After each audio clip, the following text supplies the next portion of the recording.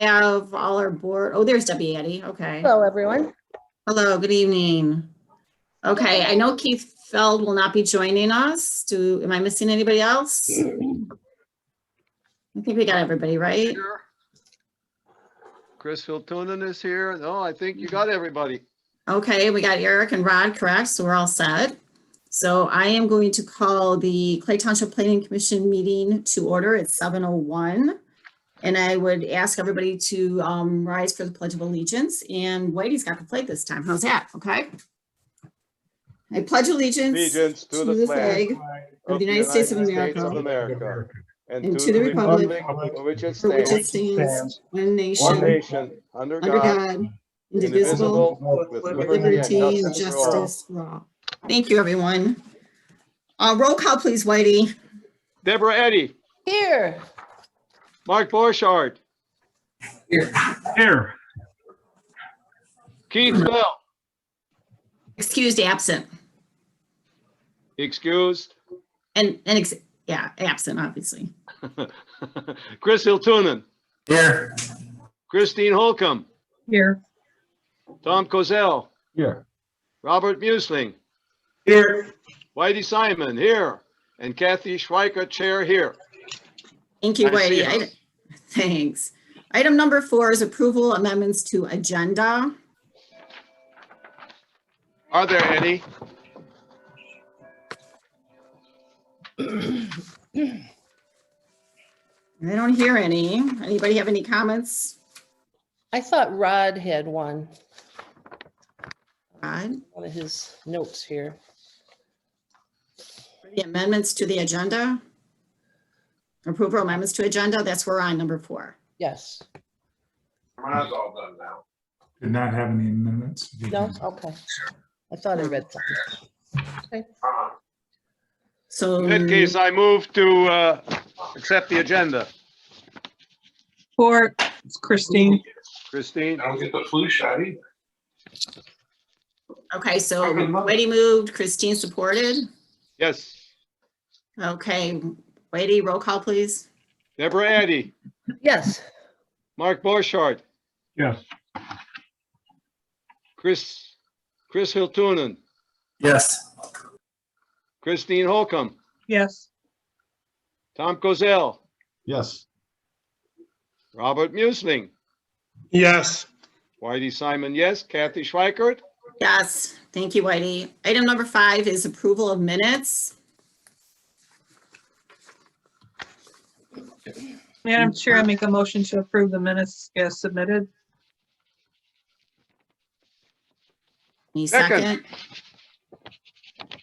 Is that Whitey? yes, ma'am. Any discussion? Roll call, please, Whitey. Deborah Eddy, Yes. Keith Fell, absent and excused. Chris Hiltunen, Yes. Christine Holcomb, Yes. Tom Kozel. Abstain. Oh, yeah. I was Thank you. absent. Whitey Simon. Yes. Robert Musling Yes. and Kathy Schweikert. Yes, thank you, Whitey. Item number 6 is new business. We have 2 items under item number 6. There's 2 public hearings, one for the master plan and one for the hearing on the cannabis. But before we start those, I'm just going to reread the public hearing and public comment rules, which are usually printed on the back of our agenda. Number 1, all comments must be made through the chairperson. Comments directed to the applicant from the audience are prohibited. 2, individuals wishing to speak have time limits, 3 minutes for each member of the general public and 6 minutes for a spokesperson of a larger group. For example, associations, condo associations, business groups, similar groups. 3, anyone wishing to speak is asked to sign the sign-in sheet provided. However, anyone wishing to speak will be given the opportunity. Since we're not live, we'll just identify yourself in your address, okay? Number 4, each individual will be allowed to speak once. It will be the chairperson's decision as to whether rebuttal comments will be allowed. 5, citizens may appoint a spokesperson to represent those who agree on a point of view. 6, public comments on a specific public hearing request should be made during the public hearing for that item. Okay, with that, we're going to start with item number A, which is the public hearing master plan, and we're going to open the public hearing at 7:06. And Rod or Eric, do you have any comments to make in regards to this? Just quickly, this is the exact same plan that the Planning Commission approved in November. It's the exact same draft. Just to refresh your memories, the Planning Commission made a recommendation to the Township Board. Township Board asked that the Planning Commission hold another public hearing since there were some amendments made from the time that the draft was distributed to the time the Planning Commission actually approved the plan. So this is essentially the same plan. We can turn it back to you, or if you would like to have a presentation done, Eric is available to do that for you. So I would leave that to the discretion of the Planning Commission. Basically, it is the one that is now on the website, exactly? That is correct. Thank you. And were there any responses from the surrounding communities? I'm not aware of any. I'm not aware of any either, and I specifically asked Cindy that question, and Cindy Babish, and she said there was none at her end. The only comment I think we received, and it's in our packet in writing, was from Carol Sampson. That's correct. Okay. Do we have to hear something, or is there a time limit that it kind of runs out? Well, technically, there's not a specific date, but you are supposed to, every 5 years, you're supposed to review your plan, and then you can make amendments if you choose to. But to answer your question, no, there is not a specific time. No response is a response. All right. Right. Well, no, I mean, for the time, yeah, for the review, there was a time limit. Yes, I'm sorry, I misunderstood your question. There was for the second time around, there was a 42-day review period, and that period has expired. Okay. Sorry, I misunderstood. Sorry. Okay, so Rod and Eric really don't have any other comments to make, and so I guess I'm going to ask for public comments. How's that? So, Chris, do you want to help us with the public comment part of it? Christine, I should say. We Sure. can't hear you. Okay, thank you, Christine. Carol Sampson. Sure. State your address, please. Thank you. 6039 Point Trumbull Road. Well, my feelings on the master plan for the downtown Pearl Beach. And when was this actually published in the papers for the public hearing? What dates was it in the papers? I called the newspaper today and she told me that there was nothing for the master plan public hearing for the month of March. She didn't have anything in her listing, and then I sent to Cindy, but Cindy just sent me what you sent on the attachments. And the attachment, the legal newspaper confirmation, is dated February 8th at 6:53 p.m. So I'm wondering when the public hearing thing went in the newspapers. In what newspapers? The Voice newspaper on or before March 10th. It's in our packet. March 10th? Yep. Okay. Then another thing I want to say is that there's been a lot of discussion on social media about Harson's Island and the ferry and the bridge, and then a lot about the marijuana stuff, but nobody is really tuned into the master plan with anything, because nothing has ever, I know you send out public notices and stuff, but I asked a lot of people if they knew about this tonight, and nobody knew that it was going to be sent out tonight. So I'm just saying that I'm hoping that you guys can read my amendment letter, and if it has to go on to the master plan, then I'm hoping you can change the districts of where you're putting everything for the downtown Pearl Beach, because I definitely don't want my property lost. And I know all my neighbors don't want their property lost either for a waterfront park or waterfront downtown. We already got a park by the Pearl Beach Pier, but the downtown is different. And I'm just stating my opinion because I just don't want it to happen to a home that I've lived in for 48 years and a home that my husband's family has owned since the 50s, and I just don't want it to happen. Don't look disgusted. Sorry. Carol, did you want me to read your letter? Because I have it in front of me, or do you want to read it, if that's what you're asking? I read it once already, but you can read it again if you would like, because I don't have it in front of me. Okay, I know we've read it once before, so I know everybody's aware of it. It's been something that's been since I think our original master plan. So it's definitely in the record for this whole proceeding because it's a continuous proceeding. So you've definitely been duly noted. And at this point, yours is the only one that we've received as far as a written communication. So we appreciate you stating what you're looking for. Appreciate that. Any other public comments? Anybody want to unmute themselves? I have 1, 2, 3, 4. Not sure who that is. 1, 2, 3, 4. Any public comments? Okay, how about Noah Harfouch? You want to unmute yourself for this? No, ma'am. I'm reserving my public comment for the cannabis portion of the hearing. Okay, thank you very much. Appreciate it. Arvin Zora. Yes, ma'am. I'm also reserving my comment for the cannabis portion as well. Okay, thank you. Kevin McDougall. Hi, it's cannabis too. Okay, thank you. Kelley, court stenographer. I'm fine. No Thank comment. you. Cindy Selke. Yes, I would like to know who we should contact, who our attorney should contact concerning the master plan. Who your attorney should contact concerning the master Yes. plan? Yes, because my property is involved. I would say the township.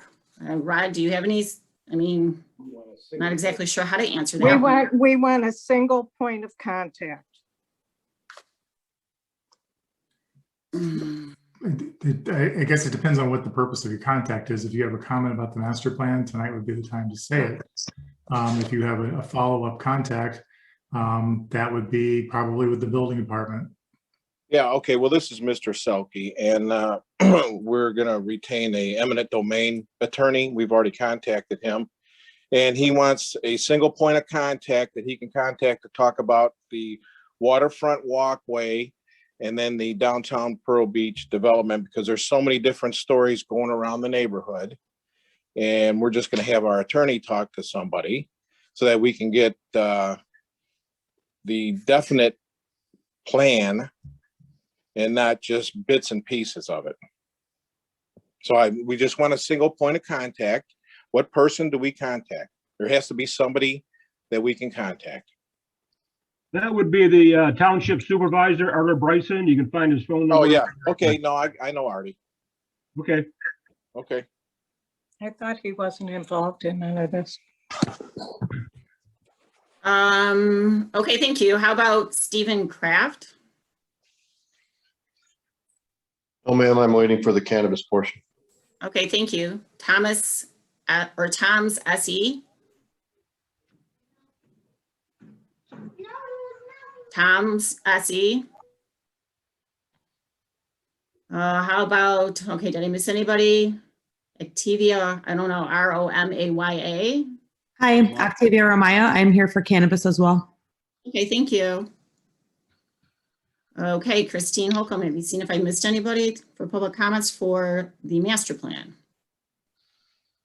Everybody can unmute themselves if they need to. All right, I don't hear or see anybody else maybe trying to get our attention on the master plan public hearing part of it. So at this point, Do the planning commission members have any more comments? I would go ahead and close the public Oh, hearing. I'm sorry. Closing the public hearing at 7:50. Thank you, Rod. So, Madam Chairman, may I say something? sure. It appears that some of the people think that there's going to be eminent domain.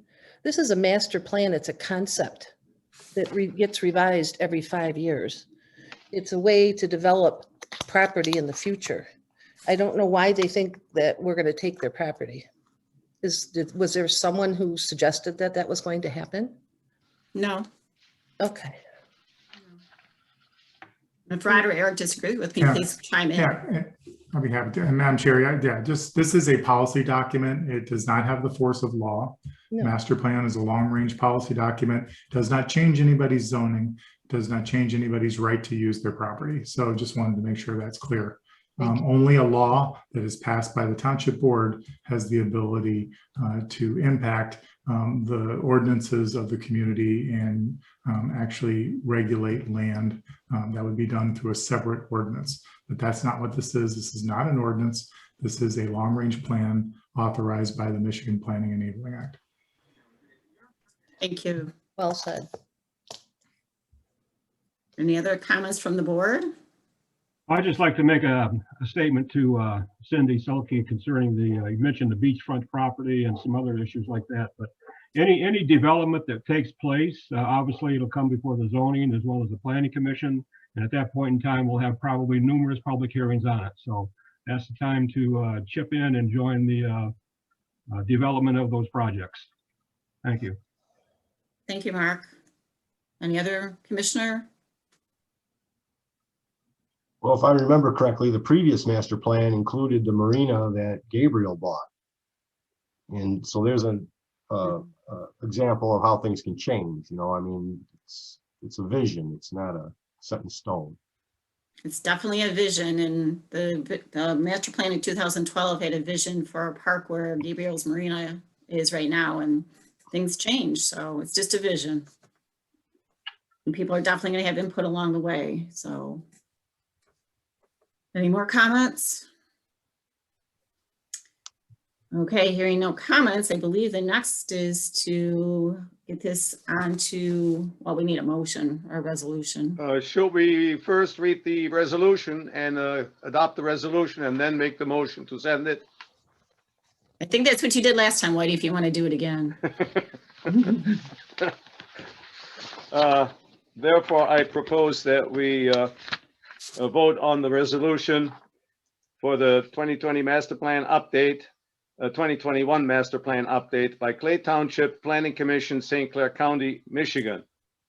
Whereas the Clay Township Planning Commission may prepare and adopt a master plan for the physical development of the township as empowered by the Michigan Planning Enabling Act of 2008. And whereas Clay Township has contracted with a professional planning consultant to assist the Planning Commission with the technical assessments necessary to make the master plan update for the township, and whereas Clay Township has collected public input through open houses and online surveys, public hearings, and other methods throughout the update process, and whereas the Planning Commission has held a public hearing on its proposed master plan amendment on March 24th, 2021. Now therefore, be it resolved that the Clay Township Planning Commission hereby adopt the master plan update for the township along with the text, maps, charts, graphs, and other descriptive material contained in the plan, and now forward the master plan to update to the Township Board for its concurring approval and adoption. We need a motion. Support. A motion. Me, and who was the support? Mark. Mark. Jeez, didn't we do that about 70 days ago? Something like that. I think so. Calling for a roll call vote at this time. Yes, Madam Chairman. Any further comments? If not, roll call vote, please, lady. Deborah Addy. Yes. Keith Fell. Absent. Mark Borchardt. Yes. Chris Hiltunen. Yes. Christine Holcomb. Yes. Tom Kozel, Yes. Robert Musling, Yes. Whitey Simon, yes, and Kathy Schweikert. Yes. The vote stands at 1, 2, 3, 1, 2, 3, 4, 5, 6, 7, 8 yeas. And 1 absent. No Thank you, nays. Whitey. So Rod, do we get a clean copy that Cindy gets to print, like what you just sent tonight? And do I? Yeah, well, I sent that to Cindy, so that can be printed and you can go sign that at your convenience. Okay, thank you very much. I appreciate it. So I will get that signed as soon as I possibly can. That way the township board can take it over from there. Okay? That is correct. I have a question. The only question I have, when I received the resolution, it was hand corrected to the dates. Has that been done That's appropriately? been done for Cindy the other then? way. Yes. Pardon? Yes, that's been corrected. And Okay, thank you. the chair will sign one that has been appropriately corrected. I will try to get that accomplished tomorrow, and that way everything can keep moving along. Okay? Great. Thank you. Great. Thanks. Thank you, everybody. Thank you, Rod and Eric, for updating everything for us. I appreciate it. So we're going to now move on to item 6B, which is the public hearing for cannabis. And I will open the public hearing at 7:22, and I will ask our planners if they have any input they would like to give before we get going with the public. Yes, Madam Chair, I'll provide a brief overview. Okay. This is a proposed amendment to the zoning ordinance. It starts off with several definitions that are included, many of which are basically referencing provisions that are already in the Michigan Medical Marijuana Act. And as a point of information, just in terms of, and we've discussed this before in the memo, throughout most of the ordinance, we're choosing to refer to cannabis rather than marijuana, since that is the genus name and tends to be the name that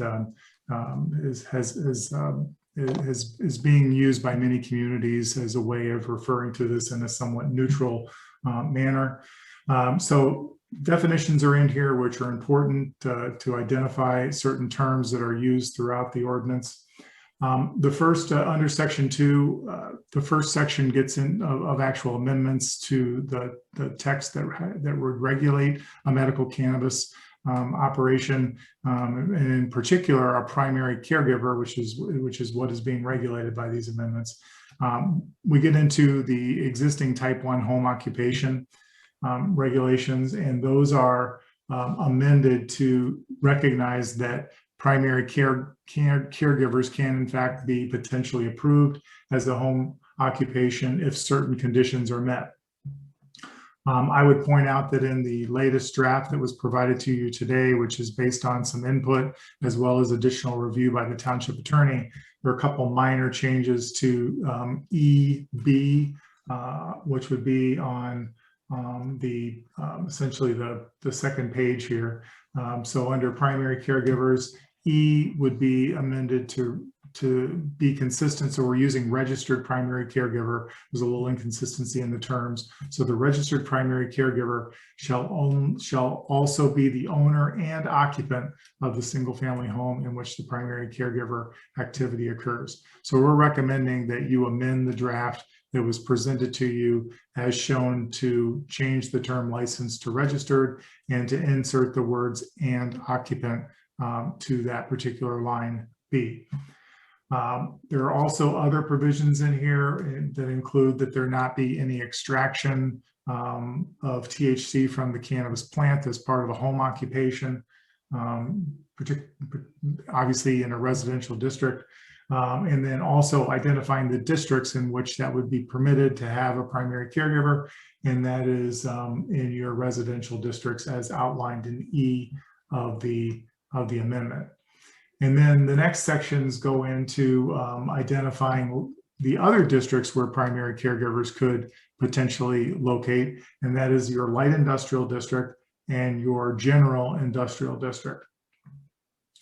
And specifically, the ordinance then goes into more details under section 20.55 regarding primary caregivers, there's a statement of findings, purpose, and intent.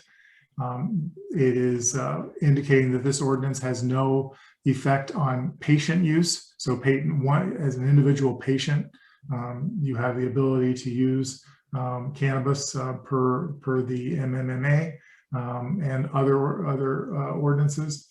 And then also some other provisions until we get into the use standards. Now, the use standards are regulations that apply to all primary caregivers. The first section indicates that if you are not operating as part of an approved home occupation, you can potentially locate as part of a light industrial or general industrial, and it shall be a principal permitted use.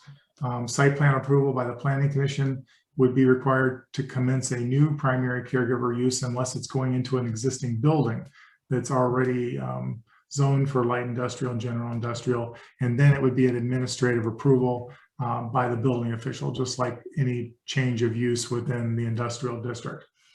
The primary use of cannabis under the possession of the primary caregiver has to comply with the MMA as well as the general rules that have been adopted by the Michigan Department of Community Health.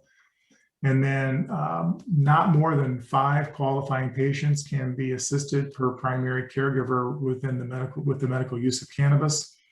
And here we're suggesting to add one qualifier to state that on residentially zoned property operating as a home occupation, there shall be no more than 1 primary caregiver per dwelling unit.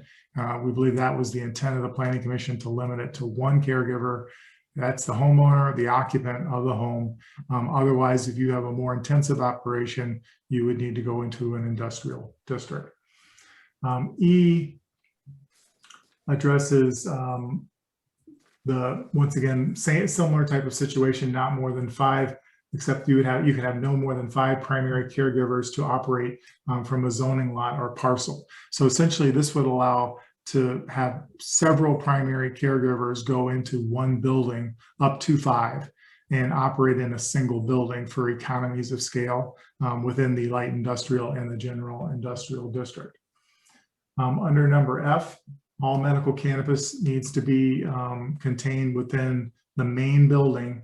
However, if you're in a lighter industrial district, the medical cannabis can be contained within a main building or in an accessory building within light industrial. But if you're in a home occupation, it has to be within the main building. It can't be within a garage or an accessory structure.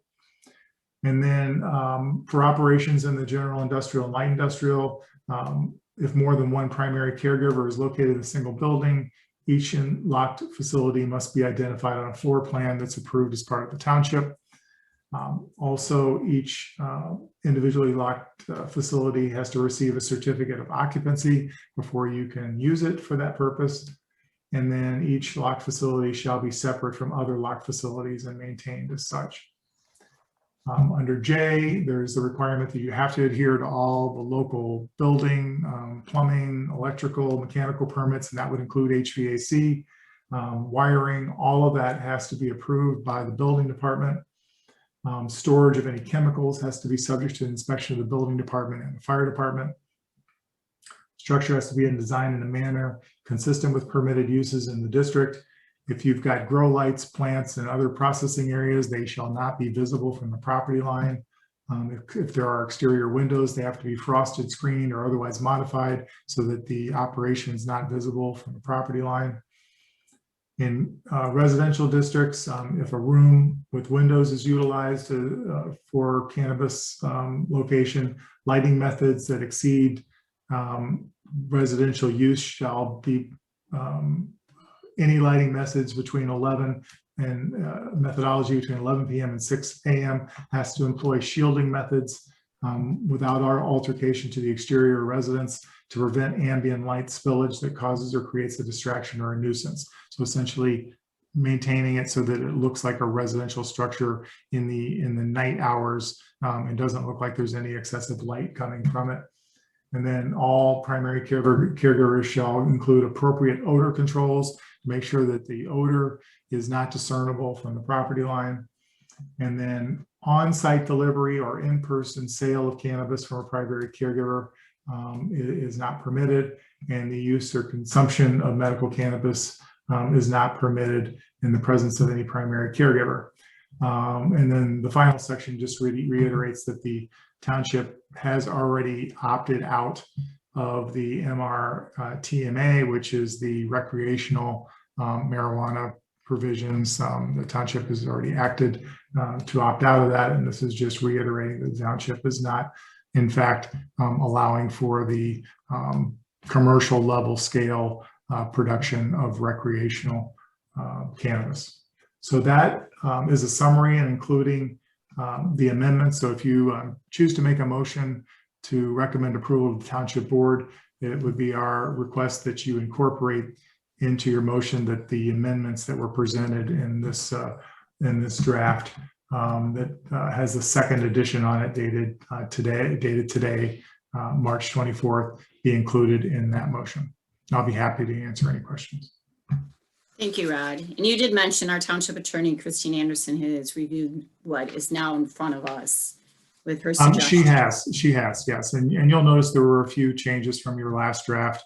And so, yes, that has been reviewed, and she actually reviewed the latest draft today. So yes, that is correct. Okay, thank you very much. Appreciate it.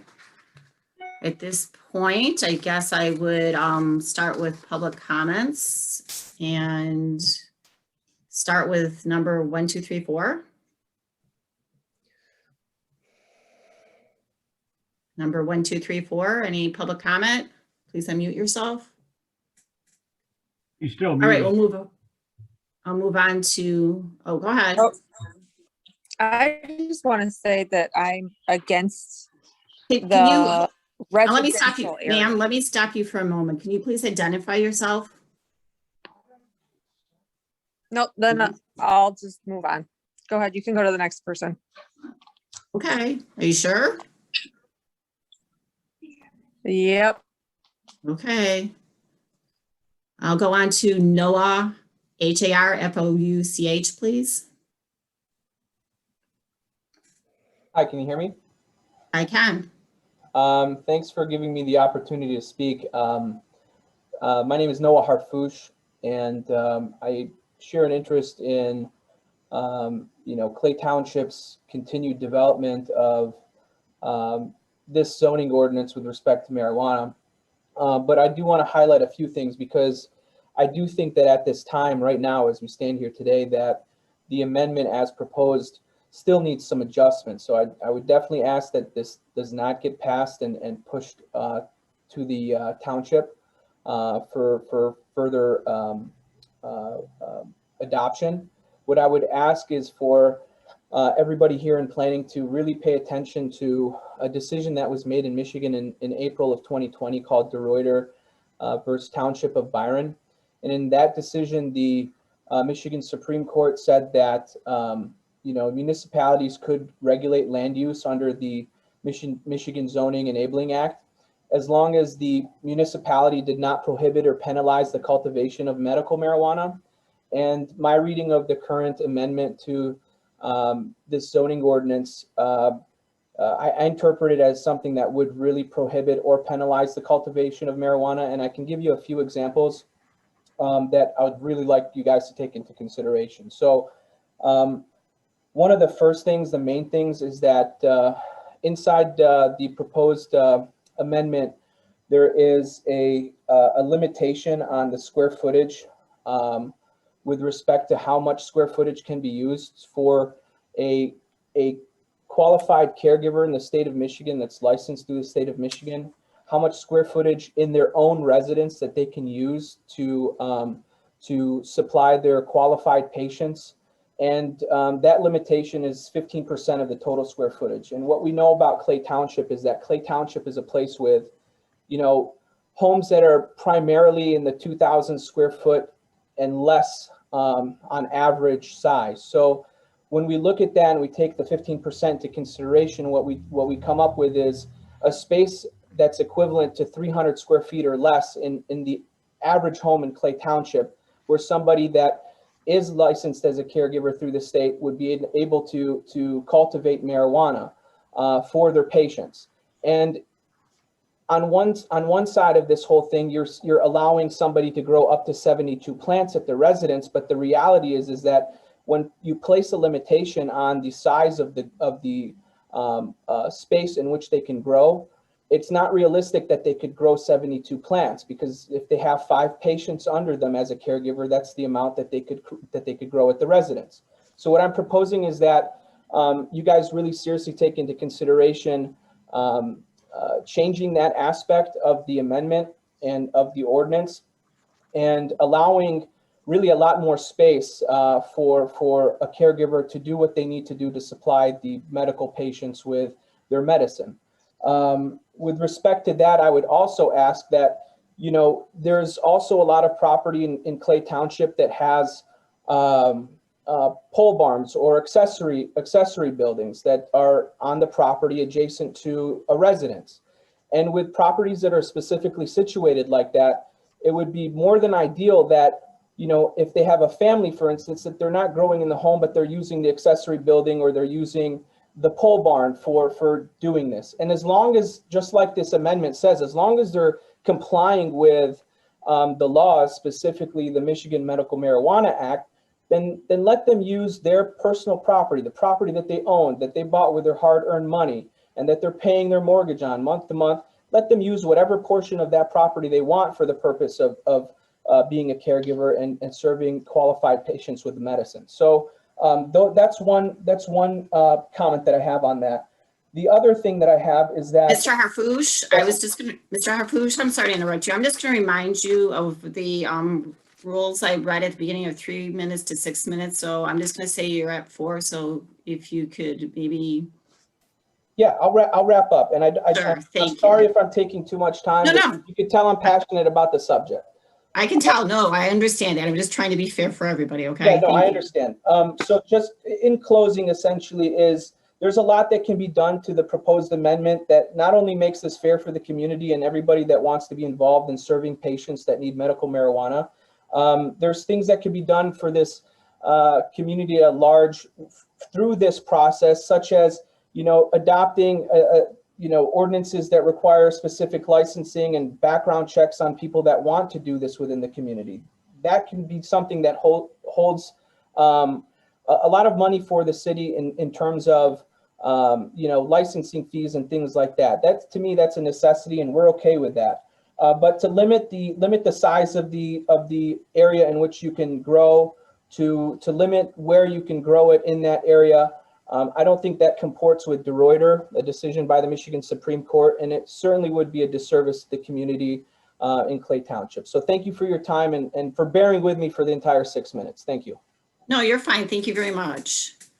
I'm going to now go on to Actavia, Romaya.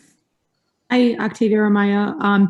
So I'm a real estate agent. I've been doing a lot of work within the township, and I have clients who are buying properties that are very distressed for this use, and kind of turning them around so that way we can, rebuild the value of them. I have a client specifically who's buying a house that has a pole barn. They plan to use the pole barn for a caregiver grow, and the house itself definitely not worth what they're paying for it, but as Noah said, it's somebody just coming in using their hard-earned money, turning it around into something positive, and they won't do that if that's limited to a certain square footage. Just as he was saying, for a caregiver grow, I don't know if anybody on city council has actually seen a grow operation, but you can't do much with the proposed square footage that is in the ordinance. So that's kind of just my input on it in support of what he's saying regarding, don't limit the square footage if you guys are going to allow it in residential, because I think you guys would be doing a disservice, because you would have people shying away from purchasing property within the city and making improvements on it. Thank you very much for your comments. Appreciate it. Thank you. Kevin McDougall. Kevin McDougall.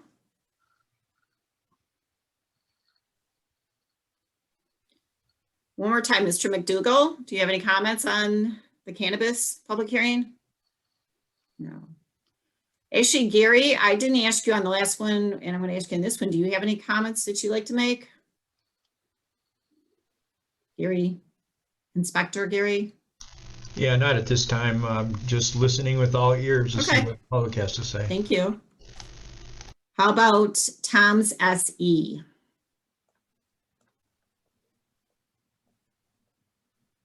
Tom's SE. Hello. Hello. Hello, state your name, please. Hey, this is Tom Purcell, 782 Lake Drive. Thank you. Little letter. In the last meeting, it was brought up about the caregiver grow houses. Well, a quick little background. This is Lake Drive, Inglewood, Stark, private neighborhoods over here. And right. It's looking like there's going to be Airbnbs on one side, even a grow house on the other. So my whole point of the whole thing is just property value and being able to use your backyard. In the last meeting, it was brought up about caregiver grow house. You said there are 2 known grow houses in the area so far. Ron gave his input on how others are handling the issue, other areas are handling this issue. Without any facts or decision, the Planning Commission just started jumping in and stating, making recommendations saying things like, we need signage, we need fire extinguishers, oh, they can only grow and not process with chemicals or for making gummies or vaping products. Just like short-term rentals, they're illegal, but there are no laws or ordinance on the books for or against them. So that is why there's no way to enforce it. So that's why we're here to discuss the right way to accomplish this. Most people go about their business not knowing about the politics going on, thinking that the township is taking care of the important issues, looking out for their best interests. This is evident by the participation during these meetings. You got 7, 8 planning members, and maybe you got 15 residents on participating in these Zoom meetings, making such an important decision. That is a small percentage compared to the total number of households in the township, roughly 4,100 townships, households. Some things to consider before you get into the do's and don'ts of the matter. Do the residents want this in a residential area? If you only got 2, that's a minute thing. What is going to do with the property values? Is this the image you want to convey? Is there a better way to handle the situation? Grow houses started out in abandoned houses in the city. When they got busted, they moved to another one and they started all over again. When it became legal, they bought expensive home in northern subdivision, painted the windows white from the inside, then painted them black. They tried to make it look good from the outside. They would have DTE upgrade the house service to a 600 amp service, hire someone to come in and take care of it. They would come out every 72 to 90 days to harvest their plant. One plant can produce 1 pound in 72 days, or maybe 1.5 pounds in 92 days, depending on the growth cycle.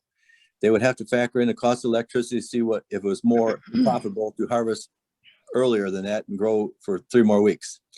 Say they harvest every 72 days. One plant can produce 1 pound in 72 days. Multiply that by 12 plants. Equals 12 pounds for every 72 days. Multiply that by 6. 1 caregiver and 5 patients, that's 72 pounds every 72 days. A patient can only buy 2.5 ounces a day and have 10 ounces a month. That is roughly 1.5 pounds for 72 days. Multiply the 1.5 pounds by the 5 patients, that's 7.5 pounds per 72 days.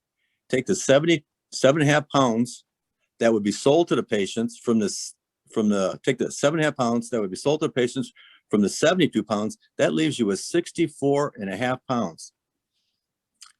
The question may be, and should definitely you be asking yourself, what happens to the extra 64.5 pounds?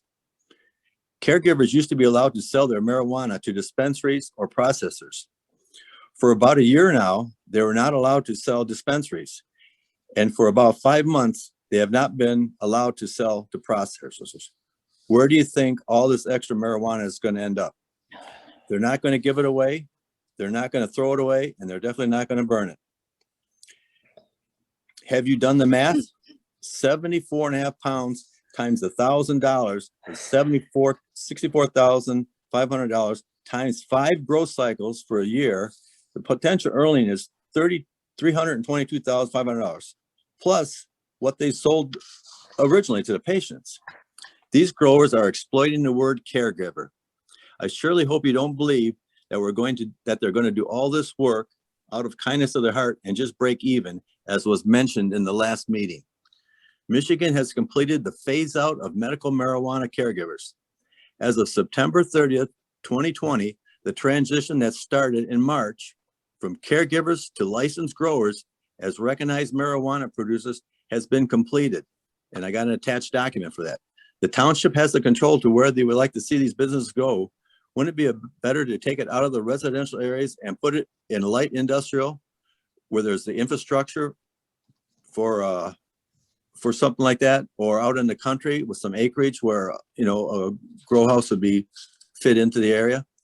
So since they are legal, now is the time. I got just a little bit to clean up, and this is for like 90 people. Oh, okay. You're on one 5.5. You're on 5.5 minutes. Go ahead. Okay. So since they are legal, now is the time to bring them up into the light, make them a legitimate business. Why not get rid of the negative connotations of grow houses and call them greenhouses? They will generate revenue, make a few jobs, maybe even make it easier for the township and the state to monitor. Roy T. Gilbert is plot number 12 is a private subdivision. It was plotted 1931, single family cottages and homes for 90 years.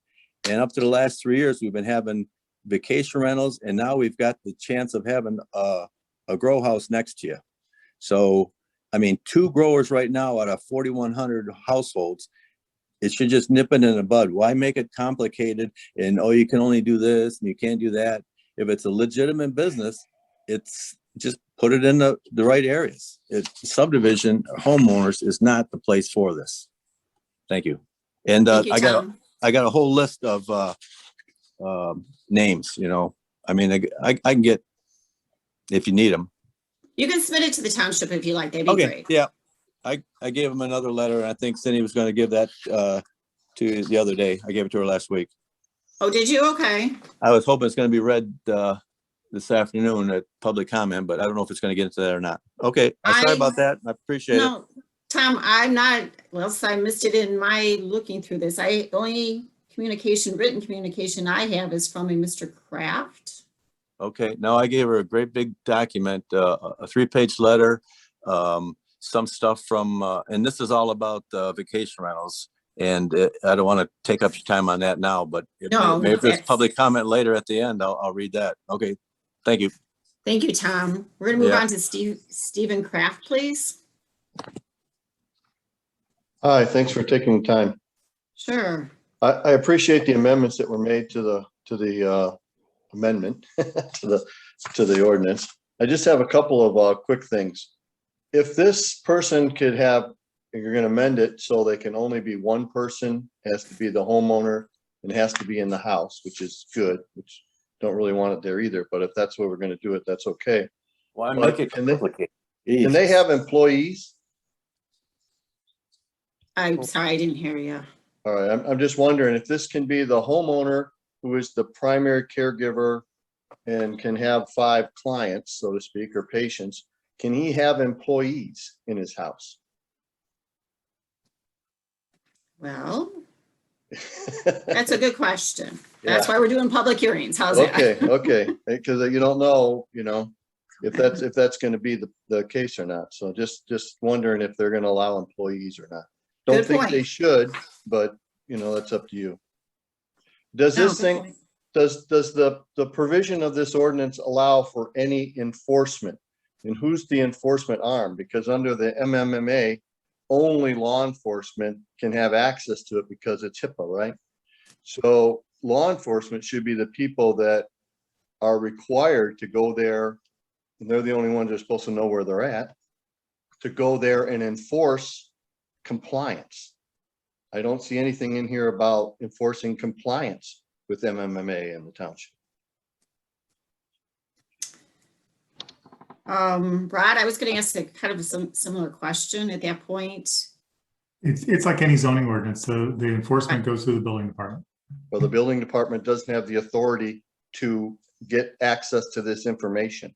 Well, they have the authority to call the police department and coordinate with them if they need. And the police department is the one that has to do it. So what I'm thinking is, if the building authority, I think the police department should be the ones that do the enforcement aspect of it. And if there's some problem with building or electrical or whatever, then they call the building authority, because the building authority is, according to the MMMA, doesn't have the right to enforce anything on here except code violations, not violations of MMMA. Okay. Okay, anything else, Mr. Krafft? Yeah, a couple of, sorry, I'm just trying to look at my notes here real quick, because I was writing a Sure. bunch of stuff down. So you were going to amend it to say that it has to be the homeowner and it has to be in the residence. It can't be in any extra buildings unless it's in an industrial or other area. The idea apparently from the ordinance is to try and move this thing so it's not in the residential areas, correct? Is that what the intent of this is? Trying to keep it into, if it's a business, keep it into a business section and not in our neighborhoods? Trying to balance everything out here at this point. It's not an easy task. Oh, I can get that. It's pretty involved issue here. The other thing is, we talked about employees, we talked about enforcement and compliance. I'm assuming under section 5, paragraph 4, subparagraph J, where we talked about building, electrical, plumbing, HVAC, and all that stuff is mechanical, is HVAC. All that stuff is through the building department to make sure that the structure is compliant with what's happening inside, correct? That would make sense, yes. Okay, all right. But I just want to make sure that we put a provision in there, or you put a provision in there that allows not only compliant with electrical, plumbing, HVAC, and all that, but compliant with the caregiver law. There isn't anything in here that gives anybody in the township authority to go in there and check for compliance with the caregiver or primary caregiver law. Okay, Okay. thank you. Thank you very much, Steve. Appreciate it, Mr. Krafft. Thank Going on to Arvin Zora. Good evening. Thanks for the opportunity to allow me to speak. My name is Arvin. I have an interest in the city of Clay Township. I believe that the proposed ordinance can be a win-win if it more closely mirrors state law. As you're well aware, and as one speaker already alluded to, the current proposal allows caregivers to grow, but limits the grow to only 15% of the square footage within the home. 15 square feet of the premises is just a very small amount by any standard. It would just be too small for anyone seeking to grow within the city. The average size of a residence in the city is around 2,000 square feet. That would be no more than about 300 square feet or less to allow someone to grow at a residence within the city, and would discourage potential growers from coming to the city. Additionally, what I'd also like to see from this proposal and how it should mirror state law more closely is to allow residential growers to be permitted to grow their 72 plants in a locked and secure area in their basement, or as another speaker said, possibly an accessory building such as a detached garage or a pole barn. I mean, there's potential for people to come in and clean up some of these homes and repurpose them so the city could stand to benefit in that way. To regulate it, someone brought this up, the city could have growers register and keep an eye on who exactly is growing within the city, and possibly charge an annual fee for such monitoring.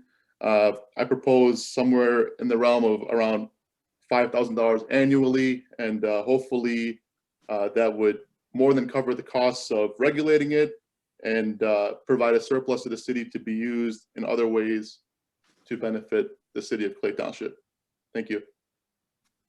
Thank you very much. Going to move on to Kelley Court stenographer.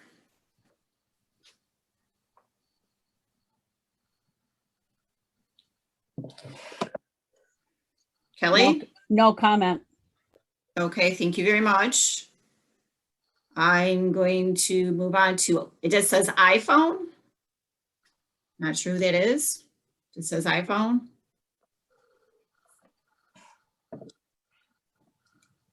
I'm gonna call iPhone one more time. Anybody? All right. Then Excuse me, this is Kelly.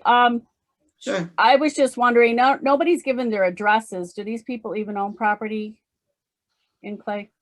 You know, I was thinking about that too. I don't know if they do or don't, and that's something I just did not, whatever, live in person, we normally say, please state your name and address, and that's just something I have not done. So I apologize for that.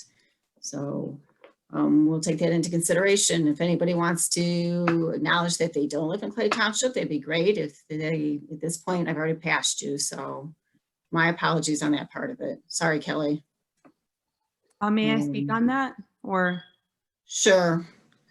So I don't live in Clay Township. I actually have a property under contract there, but the owner and her family are in full support of what we're doing. Obviously it's a benefit to them, and I'm sure that other owners within the city would feel the same way. Obviously, I'm sorry, the township, I wouldn't want to speak on everybody on behalf of the township, but I can definitely see people seeing it in a positive light, especially ones with distressed property. And that's all I just wanted to add in there. Great, appreciate that. Yep. I'm going to go back to iPhone because I haven't heard one way or the other. Anybody on the iPhone who wants to say anything? All right, I'm going to pass the iPhone and I'm going to go to IPADARRY. iPad Air. Anybody want to say anything? Again, IPADARRY. Any Hello. comments? Hello. Can you state Hi. your name, please, and address? Lawrence Tronick, 7889 Lake Drive. Go ahead. And I just got on here, so I haven't heard what was going on earlier in the meeting. As my concerns are about these vacation rentals. Are we talking about that right now or not? We are not talking about that right now. We're in a public hearing for the cannabis public hearing. Oh. So if you want to hold on, we can do that Yeah. later on in the meeting. Thank you. Thank you very much. I'm going to move on to Rob Combs. Is there anybody at Rob Combs who wants to make a comment regarding the cannabis public hearing? State your name and address.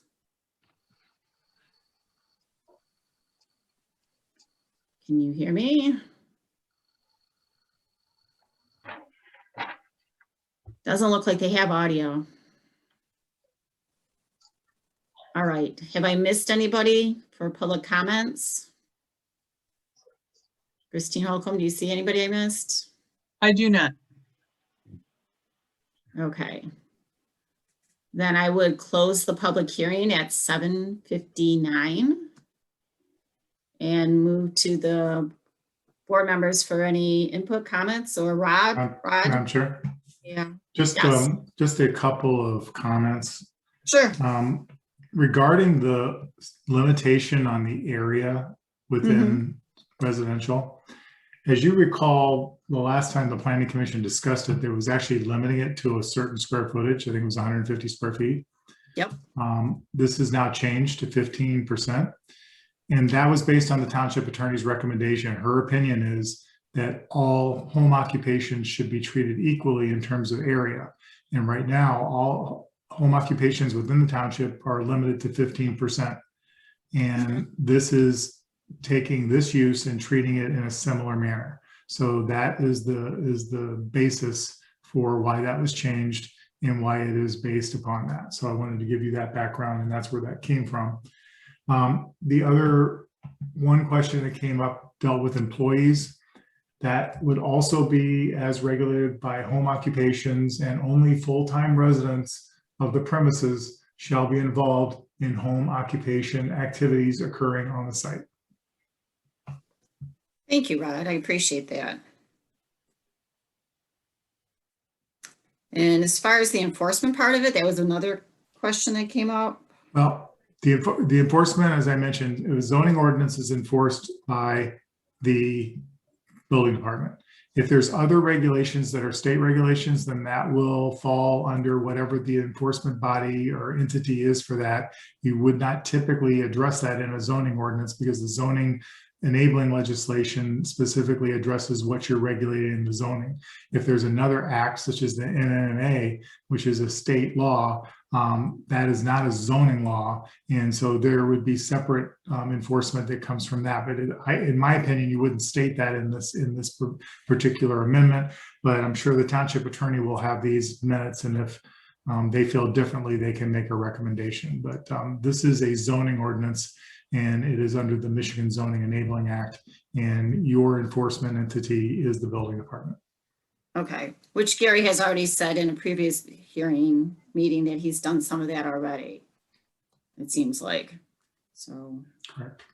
Okay, thank you for that input. So I'll turn back to the planning commission members. Go ahead, Mark. Hey, Rod, can you elaborate on the home ownership as far as the ordinance is concerned, please? Yes, as drafted with the suggested amendments, in order to have a primary caregiver activity, the registered primary caregiver shall also be the owner and the occupant of the single family home. That is how it's drafted with those amendments. Meaning they need to be living there. They need to be living there, they need to be the owner, and they need to be the primary caregiver, correct? Need to be living there, primary owner and caregiver. And if you can't meet those qualifications and you still want to be a primary caregiver in the township, you're not prohibited. You just have to go to a different district. And correct. You would go to light industrial or you'd go to general industrial. Perfect, thank you. I have a couple questions. Sure, go ahead. Okay. I don't remember us talking, as a couple other people mentioned, how the main residential building came in, no other facility. It made sense to me that somebody might want to put it in a garage if you don't want it in your home. I didn't know, I don't remember us talking about that. I was kind of surprised to see that. That was my first comment. And then on section C, 2C, it talks about client visitations. And I thought that we didn't want clients visiting the homes. It's also stated in N, it says on-site delivery or in-person sale of cannabis from the primary caregiver to a qualified patient on the zoning lot upon where the caregiver is operating is prohibited. So in other words, they have to deliver it. So I guess I understood, I don't understand D then, why that's in there. Can you help me with that, Rob? Hold, give me 1 second. I'm just Okay, sure. looking at these. Because on one end, it's saying, yes, they can make an appointment and come, but then on another basis, it says they can't. Well, that's a general provision that it's already in your ordinance for home occupations. Okay, I So- was thinking that came from our attorney then. Yeah, well, that's actually existing language. Okay. So the A, B, C, and D essentially are already in your ordinance. Okay. Oh, okay. And so We what didn't- you're adding is E. So that the client visitation and pickup of materials would apply to home occupations, but in the instance of primary caregivers, there's a specific limitation where you cannot actually come there and buy it because it's prohibited. Okay, it was a little confusing to me. So I was like, Yeah, we're trying to fit it in within an existing ordinance that already regulates a certain way, but it's explicit in the actual use standards for the primary caregiver that it cannot be delivered on site to a patient. You have to have it off-site delivery. okay. Good question. Regarding visiting the facility, did I read that somewhere else where it was limited to 5 times a week or something like that? Was that possibly in the existing? Yeah, that applies to your home occupations. Right, that's the home occupation. So I read that too. Okay. Right, yeah. right. Thank you. Tom, any questions, or Chris Hiltonen? Robert Muesling, anybody? Well, I have a general question. Sure, And I think it refers to the young man who had all the statistics on the number of pounds that you could generate. Beginning, I think, the last meeting, I wondered how much of that pot or cannabis the patient and or the caregiver can actually use when he has 12 plants. But that's not in our venue. That is what the state permitted. So I don't think we can do anything about that because I too have a question. What in the hell are you going to do with all that nice pot that's floating around that nobody can use? Freeze it. Thank you. You're welcome.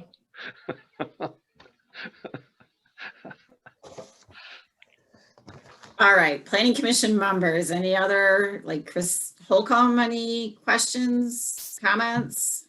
Okay, how about you, Robert Muesling? Robert, can you hear me? Yeah, I was trying to unmute. Oh, that's okay.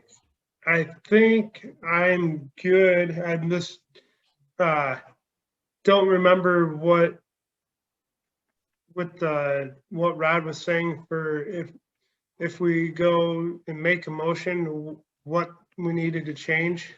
Oh, I'm suggesting that you incorporate the amendments that were provided in the second edition draft later this afternoon with the underline and strike through. And I went through them when I described the ordinance. I think it came in like at 4:00 something this afternoon from Rod. Correct. Yeah, So I got a review from the attorney late this afternoon, and then I corrected it and sent it out to you as soon as I could. So it came in this afternoon. After 4. After 4. At least that's when mine came in, was after 4. The attorney reviewed it. Christine Anderson's the township attorney. She reviewed it, made a couple. And it's essentially what you saw before with about 4 or 5 minor changes, just a couple of words here and there. It's not like a major amendment. It's just a few words were tweaked. I couldn't, that's the problem with having everything electronic in a way. We're struggling a little bit, I get it. Yeah. Christine, you have a question when you're done? Just a moment. I need to go ahead, Robert. I think we're good. I think I'm good, I should say. Okay, if you change your mind, Yep. butt in here, okay? Deborah, you had something? I'm still stuck on just the main residential dwelling. Why can't it, who decided that it couldn't be in an accessory building? Yeah. We did. I don't remember talking about that. I think we just talked about the Yes, house. we never, did. yeah, we never talked, let's put it this way. I think our intention was just the house because we were struggling with it should even be in residential. Right. And then we went through the whole discussion about why we don't want it in residential, but then it was pointed out to us, we don't have a lot of light industrial. Correct? Go ahead, Rod. And the reason you did that is because that's the way you treat all home occupations. Right now, it says Yes. all home occupations shall be conducted entirely within the main residential dwelling, not more than 50% of the floor area. And this excludes attached garages, patios, and breezeways. So that's the way you currently regulate home occupations. So you're being consistent. Thank you. Now I got an answer. All right, thank you. Debbie, Yes. I think we did especially mention that we didn't want them in the basement. Okay. Since we have so many basements, right? Right, exactly. Oh, God. All right. How about Crystal Tootin?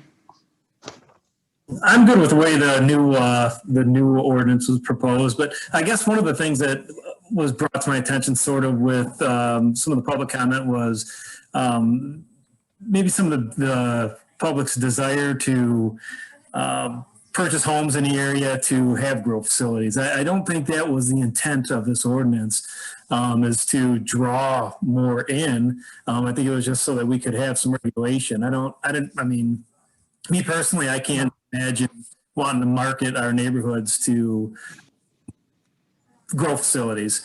So I'm all in favor of restricting it as much as possible in the residential areas.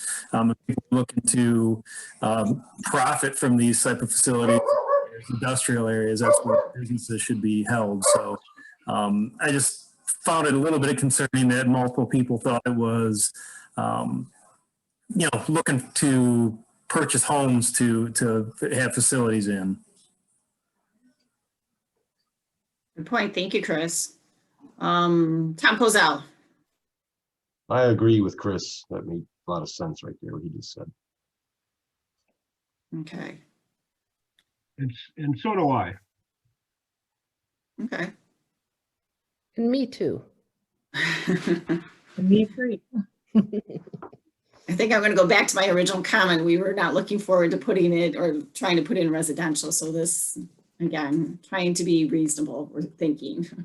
So along with Rod pointing out that the home occupation has its own. That's set of very rules. helpful. Yes. So, The all right, only- Kenny, go ahead.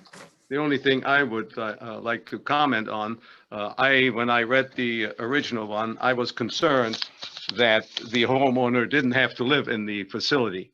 And that was clearly added by the attorney, and I appreciate that to no extent, so that we can, and if we only have small homes, then I guess it's your fault that you can't grow. We don't have to make extensions to everyone who wants to add a pole barn, add a basement if he can, and or add an attached or detached garage and put a growth facility in there. From that point of view, I think I agree with Chris Hiltunen that this was fairly well designed and at least shows what we had intended to have if we have to have them in a residential area. As unfortunately the real estate indicated, she has buyers that want to buy a house with a big pole barn. Why don't they go into the industrial area as we apply in our ordinance? So I feel very comfortable almost to vote for this thing. I feel very strongly that the language being added about must be homeowner occupied is important. I really do. Yes. It seems if you look around in our different communities surrounding, there are a lot of people who are doing exactly what we have just heard tonight, buying houses and not being owner occupied and doing what they want to do as far as the growing of cannabis. So I think it's May I important. reply to the commercial real estate comment? No, not at this point. Thank you. Right. Yep, no problem. Thank you. All right. So I think we've had our public hearing. We've had comments. Anybody want to make a motion? I would like to make a motion to recommend to the board to accept the draft as presented on March 24th regarding the cannabis amendment to the zoning ordinance. It has to be version 3. No, It's called second edition at the top. It's Yeah. called the second edition as we Okay. received today. Thank you. Was there a second for that? Yeah, I'll second. Chris Hiltunen. Okay, why do you got you and Chris Hiltunen? Yes, I have it. All right, any further discussion? If not, roll call, please. Deborah Addy, Yes. Mark Borchardt, Yes. Chris Hiltunen, Yes. Christine Holcomb, Yes. Tom Kozel, Yes. Robert Musling, Yes. Whitey Simon, yes. Kathy Schweikert, Yes. motion Thank you. passes. Thank you, everyone. All right, on to item number 7, which is unfinished business, which I don't see that we have any other than I was going to comment that I think Rod and Eric, the waterfront fences, we need to get that noticed up. And It'll be in your regular meeting in April. Was it for the regular meeting in April or was it the 14th? Yeah, kind of went back and forth. Our understanding was the regular meeting. We drafted the notice based on the regular meeting. Okay, that's what my question was. And that's already been drafted? Yes. Okay, thank you. Any other unfinished business you can think of right now, Rod or Eric? No, okay. Yeah, we're just waiting on the township board to act on the vacation rentals ordinance you sent to them. Once Okay. they have acted, then we will be coming back with the zoning amendment component with that. So that's, will be next up. Has that been on to their agenda yet or no? It's my understanding the township attorney is reviewing it. I don't know if it's, I don't think it's made it to their agenda yet, but I know the township attorney was reviewing it. Okay. Is that correct, Mark? I haven't seen the agenda for next, for the next meeting, but I know it's on the docket. Okay. I'll go on to item number 8, which is planning consultants report. Yeah, that was basically, we were going to update you on those ordinances. I don't know, Eric, do you have anything? No. Okay, no, nothing, nothing in addition to add for this time. Thank you. Short report. That's okay. Item number 9 is ZBA representatives report, which would be Debbie Addy.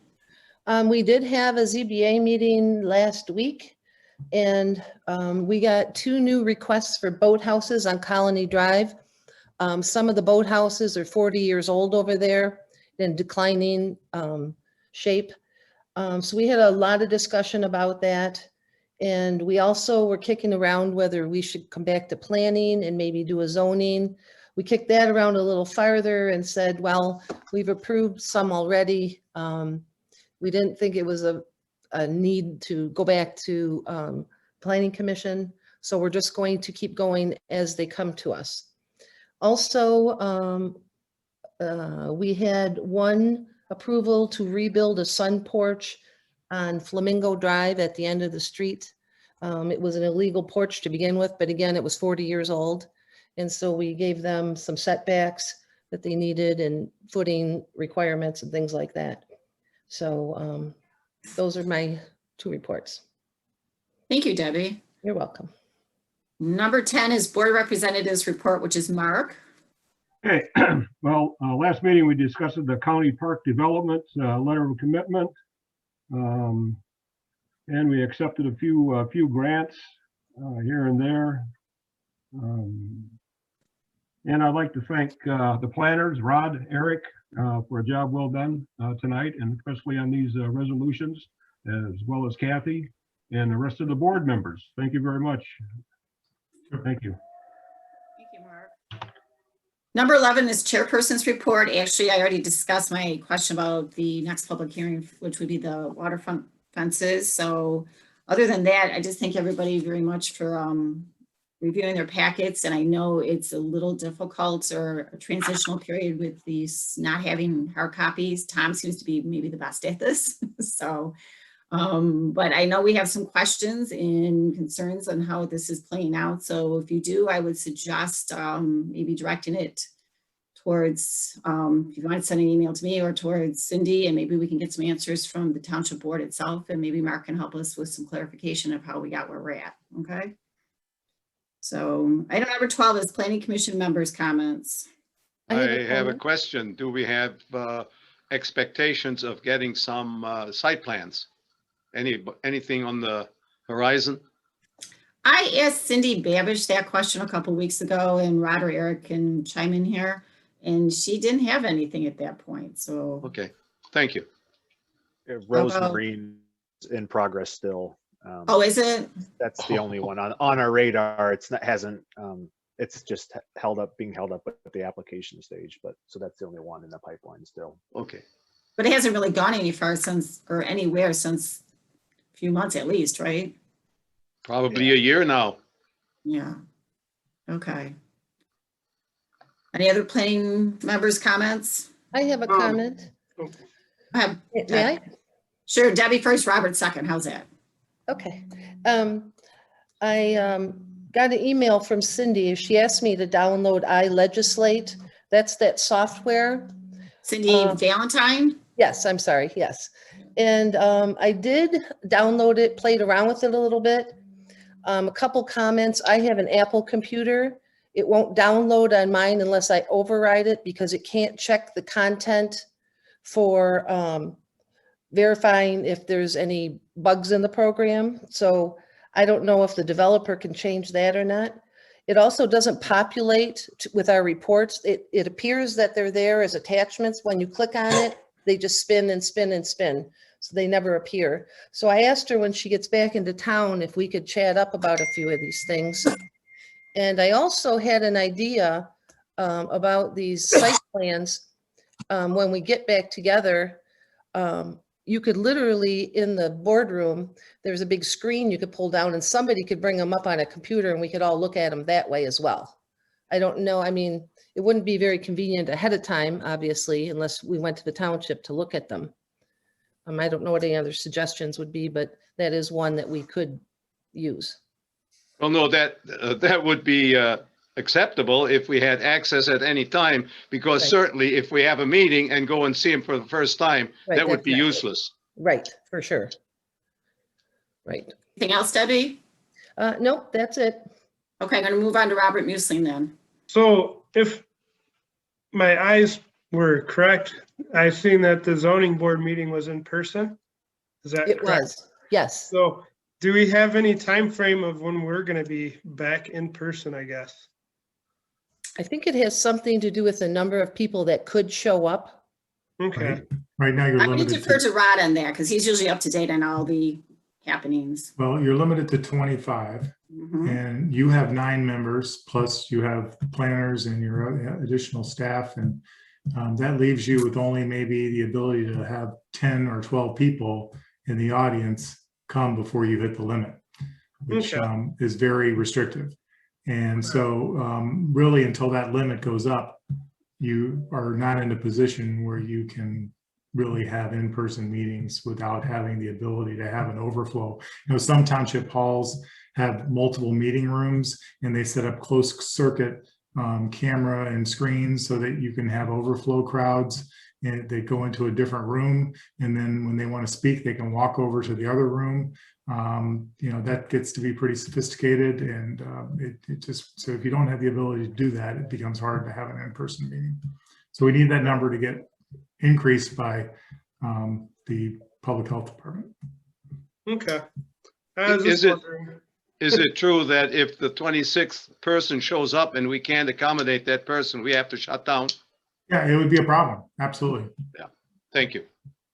I'll add this. I checked with the township to see what the capabilities are. And at this point, I haven't heard anything back. But when I checked a month or so before that, they don't, unlike maybe the court system, where we're doing a combination of Zoom and, well, right now we're shut down again. There's nobody live other than employees. But at that point, the township didn't have that. And we don't want to violate the Open Meetings Act by not letting everybody access to what we're doing. So Zoom seems to be where we're at this point, because we don't want to have a problem with the Open Meetings Act violation. So unless we hear something different, we're going to be Zooming for a little bit longer still. Robert, if you look at your screen, we show at least 20 people right now. No, that's, I was just wondering. So, I mean, that's. And I guess the other question I would have too, when we come back into the, I'll call it into the office, a lot of us are using our home computers and stuff. Some don't have laptops, some do. How is the township going to accommodate if we're doing everything paperless, I'll call it? How's that? So that was another question, and still waiting for a response from that. So May we remind our board representative that they better put a power strip in back of the podiums so that we can all plug in if we have them. I'm sure Mark probably has some questions the same.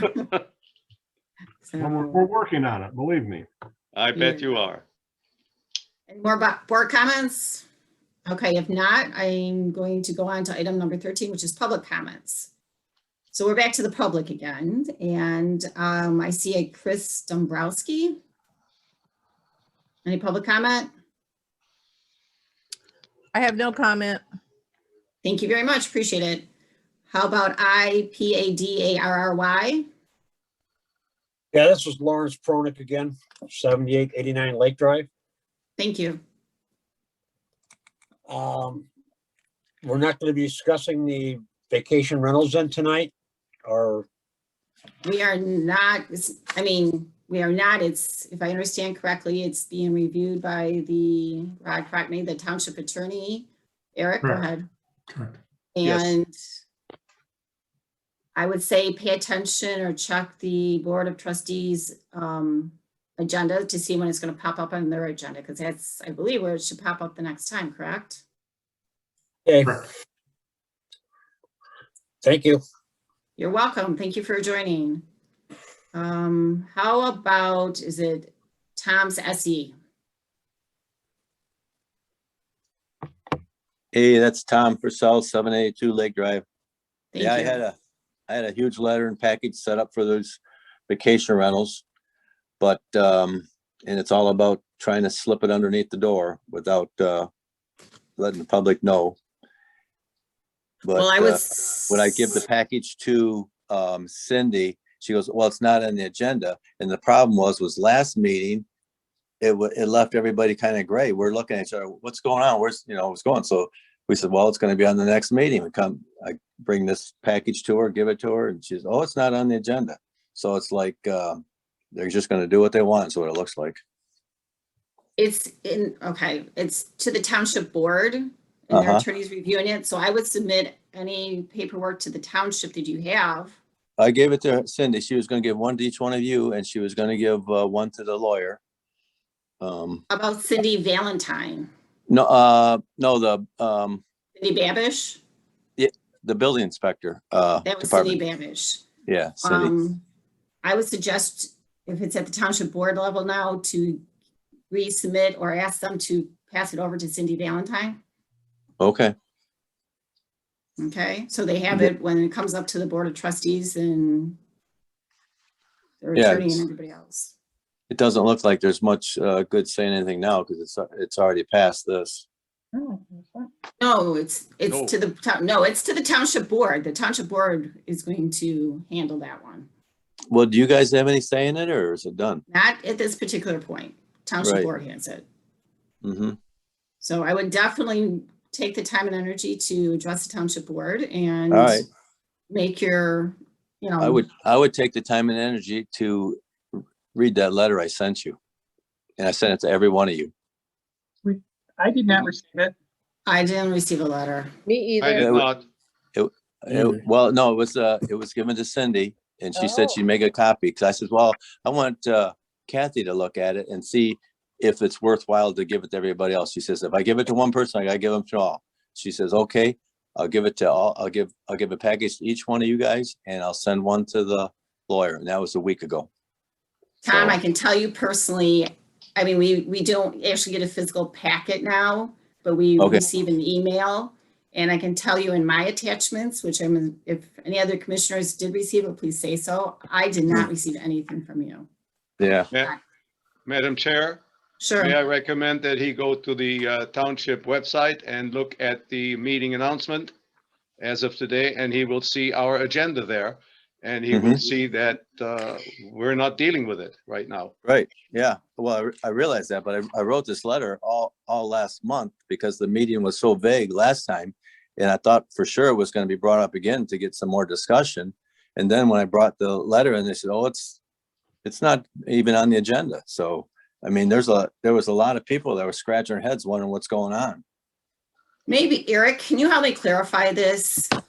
We did discuss short-term rentals. Go ahead. We're going to resume it in April. We, with the master plan and with 2 public hearings, we try to spread things out when they're big topics so we can have good conversation and feedback. So we're going to pick up where we left off in April, and that'll be a public hearing. So the public will be able to speak rather than just the internal discussion.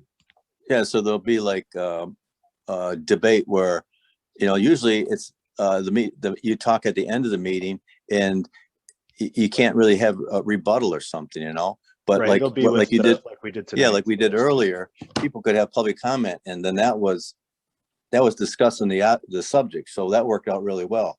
But when you talk about something like the Airbnbs, and then all of a sudden, 13 steps later, you say public comment.